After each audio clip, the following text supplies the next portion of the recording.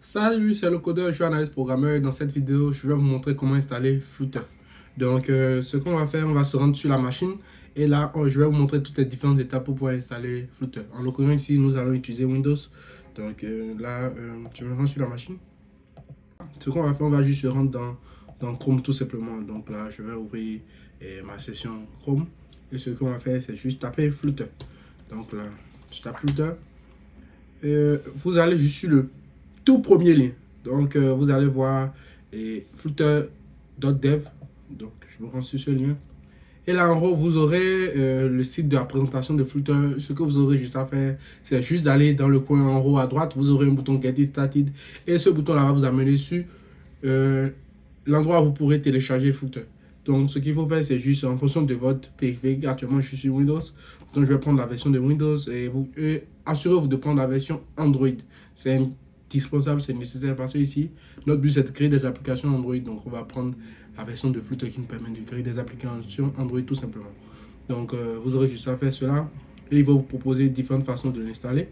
Donc, moi, ce que je vous propose pour aller plus vite, c'est juste de le télécharger.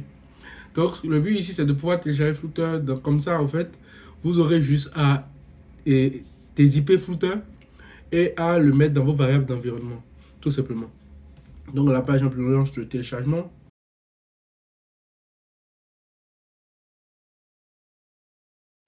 Ok, là, le téléchargement est fini. Donc, ce qu'on va faire, on va juste ouvrir le fichier qu'on vient de télécharger.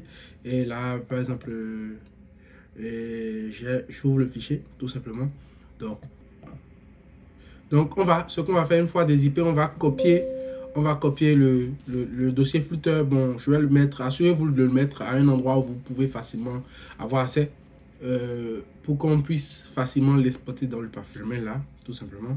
Donc là, la copie est finie. Donc ce qu'on va faire, on va juste se rendre dans le dossier Flutter. Et il y a tout un paquet de fichiers. Mais ce qui nous intéresse ici, c'est plus le répertoire Beans. Parce que ce répertoire va contenir les exécutables dont on aura besoin. Donc, ce que vous allez faire, c'est juste copier le chemin. Et là, on va aller dans les variables d'environnement. Tout simplement, modifier les variables d'environnement. Je clique là. Et faites attention, vous sélectionnez la variable système path. C'est très nécessaire. Comme ça, tous les utilisateurs de la machine auront accès à Flutter. Bon, ici, je suis juste le seul utilisateur de la machine. Mais si vous voulez juste que ce soit juste pour votre utilisateur, vous aurez juste à sélectionner la variable utilisateur path qui est en haut, tout simplement. Donc là, moi, je préfère le mettre directement dans le système. Donc, vous cliquez sur modifier, vous insérez une nouvelle ligne en cliquant nouveau et vous collez ce qu'on a copié. Donc là, en faisant cela, donc il va ajouter le dossier bin de Flutter au path. Ça veut dire que vous aurez accès à travers votre invite de commande tout simplement, de façon globale. Donc là, je fais Windows R, j'ouvre mon terminal et là, je peux me permettre de taper Flutter tout simplement. La commande là peut éventuellement prendre du temps et c'est normal parce que c'est à la première initialisation, ça va prendre du temps. Checker si les différents fichiers nécessaires sont à leur place, ainsi de suite. Donc là, je vais speed up un peu. Ok, donc là, la première initialisation est faite. Donc là, vous verrez que ça vous sort les différentes commandes que Flutter propose. Donc, ce qu'on va faire ici, c'est de taper la commande. On va vérifier si toute l'installation a été bien faite et si les dépendances nécessaires se retrouvent sur le PC, auquel cas on aura à les installer.